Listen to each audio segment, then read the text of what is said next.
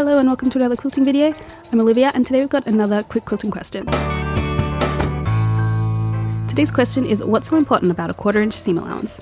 I'm going to show you. If these videos are helpful, hit the subscribe button so you don't miss the next one. With any sewing, your seam allowance is that little bit of fabric that's between the edge of your fabric and your seam.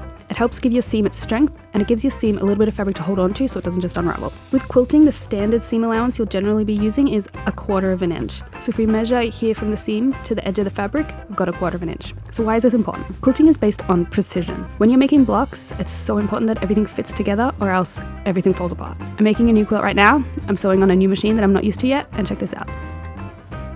This block should be 12.5 inches, but it's 13 inch, and that goes for all these blocks here. And that may sound like a small difference, but this puts everything out of alignment. This quilt has 2 different block types, and the other block, I haven't made it yet, but it has full block cuts of fabric. Right now, there's no way to make these 2 blocks line up. I could trim this one down, but then the outside blocks will be smaller than the inside ones, and that would ruin the design. This just shows how important it is to have an exact 1/4 inch seam, especially when you're making multiple different types of blocks in one quilt. This is so frustrating. I couldn't figure out how this happened, so I just put this stack away for a good 2 weeks and ignored it because I didn't want to deal with it. The only way to make this quilt work is to have proper exact 1/4 inch seams. So here's what I discovered.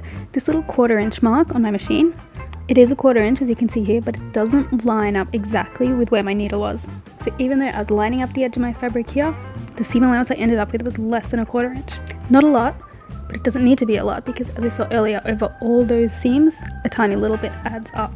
Ugh, this is such an annoying mistake to make. So how do you make sure that you're getting exactly 1/4 inch with your seams? If the markings are correct and they line up and you've checked, that's the easiest way. Otherwise, use your ruler, line up the 1/4 inch mark right in the middle of your needle, and your line is right up at the edge here. See if there's a mark on your machine that you can use to line things up. I figured out that this little notch on my presser foot will give me the exact 1/4 inch, so that's what I'm using for now.